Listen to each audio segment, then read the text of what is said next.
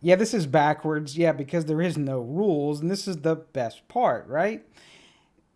It's a dual lens camera, so you get two views. And I've been trying to wait on some of the firmware updates on this thing and in hopes things would get a little bit better, and try not to review a camera that's in beta firmware. I really don't like to show that, but it has been long enough and I guess it was time to show it. Now, there are some cool different features to it. Now, of course, we're during the night here because, I do it live. Do it live! I'll write it and we'll do it live!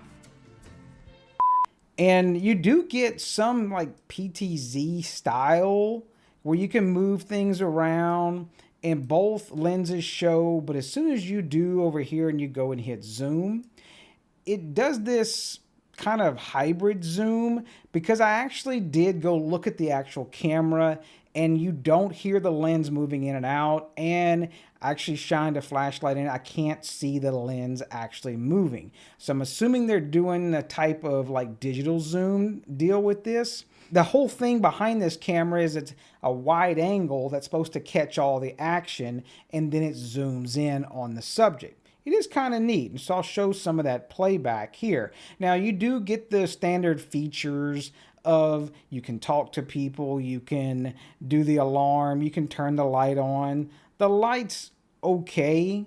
You can see here it does change to like this, night color mode, and they do have that option of it turns on the spotlights, and these are white spotlights, like kind of like a little floodlight deal that works over the regular power over Ethernet, or if you are powering it separately, you can do that as well. But of course, it does attract the bugs. And I have it set where when there's a person, then it turns on the light, and then once it doesn't see the person, it turns the light back off. Now, we'll include actually some clips throughout the video, and probably already did before, and of actual pulled from the SD card. So I didn't doctor the video up at all. I just copied the MP4 files or whatever they type, I think it's MP4, straight from the SD card recorded on the camera itself. That way we don't have any other things in play that mess it up. So I do, like I said, I do have this. I'm going to play back and see if we can find a person. Hopefully isn't a kid and get us in trouble, right? Definitely can't get myself in trouble on this one. So let me make sure that we are set on clear full range or full resolution, not the low res. And we should be able to see it move a little bit here if he doesn't take his time of getting off the damn bus. So you can see it was trying to zoom really quickly, but he was running pretty fast. Yeah, it did find him. This is the zoomed in one, and it does have audio as well, but I'm not going to include the audio. That way you can hear me run my mouth instead of OG running his. And let me find this same exact clip on the wide angle lens. Now, it went ahead and went back. There are some settings you can play with on how long this subject can be in that area, and before it gets bored with it and goes back. I just left those at default. So you can see it's trying to zoom in and out, and as he's pacing back and forth, trying to, keep him in the center of the frame. Pretty cool. It is pretty quick, but I do see it jerks a good bit. So that probably, I can say that probably needs to be tweaked in software, hopefully, because the jerking of it is, I don't know, it's maybe because of the plastic mounts. So this does record both channels at the same time. So you can see I can pull up both channels. Now, I don't have this in the best mounting place. This stupid pole right here is probably not the best, but it was just easy for me to mount this up there. Yeah, he takes his time getting off the bus. He's probably sleeping. So you don't get that jerkiness as much, but it still does kind of jerk. You can actually see, I have a clip that I should probably play that you can see it kind of jerk back and forth as it does move around. Like it flexes a little bit. Maybe they can tone that down a little bit, but I know they're trying to get that speed, especially if trying to follow a subject along the road. I did this today, did that today, I played with this friend, this one did this one, yep. He runs his mouth a lot. I don't know where he gets that from. So this is that same clip we showed before, except on the mobile app, you can see both being played back at the same time over each other. So you can kind of get a more perspective of how it's zooming around and changing angles and whatnot.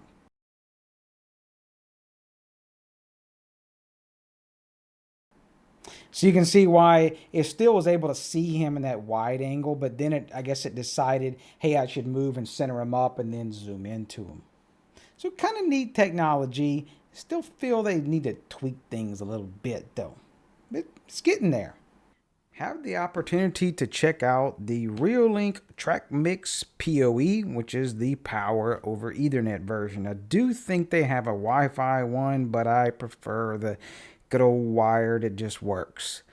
So this kind of is a tracking deal. I'm not exactly sure. Kind of going into this blind. They talk about some different dual lenses and focal points and everything. It is a pretty big box, but the camera is not that big, so let's just get that out the way. I do appreciate Reolink for sending this, and no, this is not a paid review. So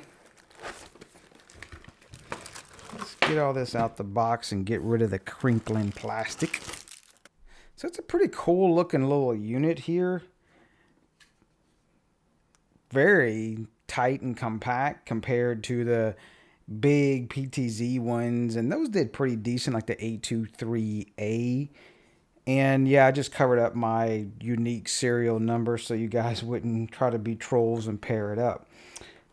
So it looks like there's 2 white LEDs and then 2 infrared LEDs, kind of like how the other PTZs are.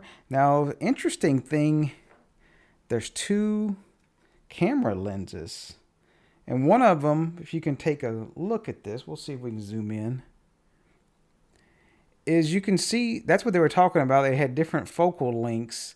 So they were, one's zoomed and one's not zoomed. And this is that probably a little light sensor to tell, how much light is in the area. Pretty cool. The only thing that I can really say negative, plastic. This feels metal. Plastic, metal.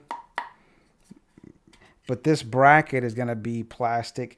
I do like that they did this bracket like this. So if you had the wall here, you could screw into the screws this way. Then if you wanted to put it under an eave, then you could just screw into the holes to the top here. You can hang it under an eave. And then the wire can pass through to go up here, or you can have like so, or you can have it come out the back. That's pretty cool that they've done that. It kind of helps solve that issue, and then water can't get into the top of it still. Interesting. And then the micro SD card is in here, and probably I would say the reset button to throw in, so like you can record your local stuff if you don't, or you can record both local and something on an NVR or whatever. Kind of curious to see how this works, if they have RTSP and if that works decently. Oh, I was wrong. Well, no, I'm not. This is just the PoE connector, and then you can power it. So some of them, sometimes I'll have a third one that has the reset button. So I bet you that reset button is under there. And I'll see if it is. I'm pretty sure it is when I throw a little SD card in it to check that out. So here's the actual specs. I'm not going to dwell on them much. There's a whole frame of them. If you want to pause it and do the thing, you can see the 2 lens sizes, the 2 sensor sizes. It is 8 megapixels, 25 frames a second. It does say H.264 and H.265. I think that might be the 2 different streams. I don't know why they didn't let us change, but that's a whole Reolink thing. And there's where they call that 6x hybrid zoom. And It does, this is the important thing, it does use 8023AF. And what are all these damn numbers and everything? Well, that's regular power over Ethernet. So now they do have a Wi-Fi version. I think they even have a solar version coming out later. But the power over Ethernet people that are just using like the NVRs and different other software stuff, I did try on their NVR just to plug it in to one of the ports, because that's regular PoE. It does work. And I tried it on the 8-port one, and it only came up as one camera. And I did make sure an update to the latest firmware, I think it came out middle of August, on the NVR. It still didn't show up as two cameras. Still couldn't see that other one, but I can still move it around. I think it's just that wide angle lens, and I don't know, it's very weird that they don't have it supported fully in the NVRs just yet. But maybe that'll come with some later firmware upgrades.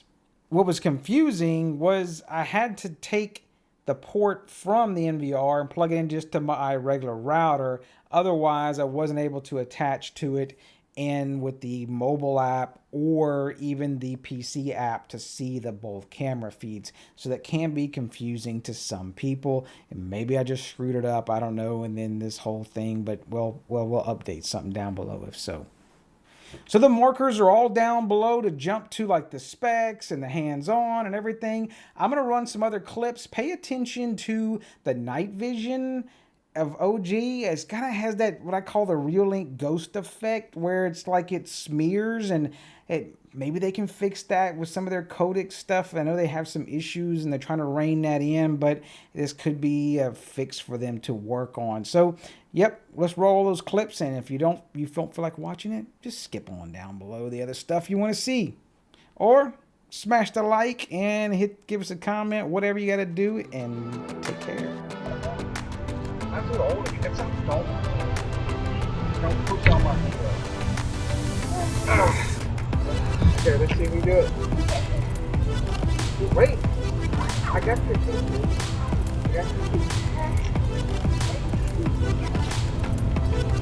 With you.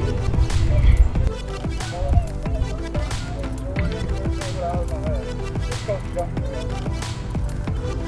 Still got it. Okay, get down. Let's go jump there. Okay, still got it. Okay, get down. Good, go that way.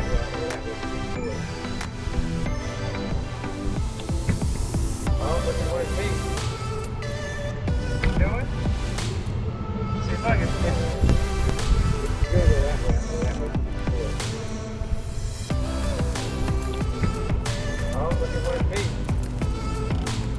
Do it. See if I can get this.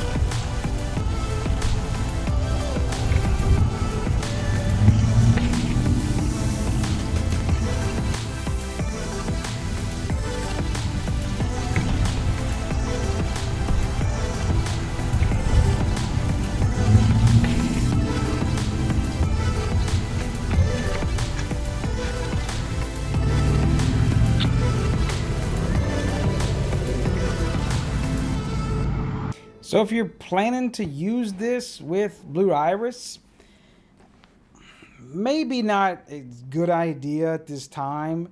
It does work. It does pull in all the URLs and everything when you hit inspect, But you may have to put, of course, as 2 cameras. You're going to see under the profiles, you get the main stream, the sub stream, and then that auto track stream. I found that it kept dropping the connection for some reason. Not sure why. I even tried just making sure this was the only thing attaching to the camera, and I still had some issues with it dropping out at time. But of course, once you do bring it in, maybe they will. Now, maybe they may fix some of the codec issues with it. It does work with the PTZ, if you have it clicked in Blue Iris. So the PTZ controls all work and everything, which is great. And of course, if you do the zoom, you're not going to get anything on the zoom because you need to be on that other stream. And this may be the one where it's now dropping out. It does take a little bit for some reason. I'm not exactly sure why, but it should let us zoom. No, it's not letting us actually zoom. There it goes. And for the Frigate users, just don't. Friends don't let others use Reolink cameras in Frigate at this time due to all the various codec issues and workarounds you got to do in Frigate. And then don't even pile it in with PTZ stuff because, yeah, you can't set your mask and your boxes and everything because the damn camera moves around. I still don't understand why all the PTZ cameras, even other companies, put those privacy masks like to block out other people's houses and, you know, street signs or whatever when the camera moves, because then the privacy mask move. Yeah, that's a whole different rant. Travis, just shut up. Just don't use Frigate with this. So at least on the NVR, I found if you do full screen the camera, it will pull up this picture-in-picture mode type thing with the PTZ kind of on top of it. And you can flip back and forth between the different views, so that's kind of neat. But I still found in the app and the mobile app, it was difficult to see that second view unless you didn't plug in the camera directly to the NVR. So I got a couple things to work out, but for the most part, it does work with the NVR, just in a weird kind of way. So would you buy one? Well, the price is a little cheaper than the full 823A that we covered, and this one tracks a little better, so maybe so. But I don't know. There's some software issues that need to be worked out on this, so I'm going to hold off for right now, like fully saying, hey, it's just the best thing since sliced bread. It's their first, foray into this, auto tracking quick thing. So it's a pretty decent attempt at it, I would say. But maybe they'll come out with a really awesome one after learning, kind of with this one. Still not a bad camera here. And then maybe once they get the firmware set up correctly on the NVRs and everything, and that way you can just more plug and play, I could definitely see this being a pretty cool camera for, the individual that's doing the hardware NVR with Reolink. So probably not something to do for, say, if you're doing the software NVR stuff with like Blue Iris and Frigate. This probably is not for you. There's some other options that work a little better for that, but hey, this decent little camera for the Reolink world. It works great with their Reolink app, as you could see. That'll about do it for this one. Appreciate you watching. Smash that subscribe button, like button, whatever it may be, and y'all take care.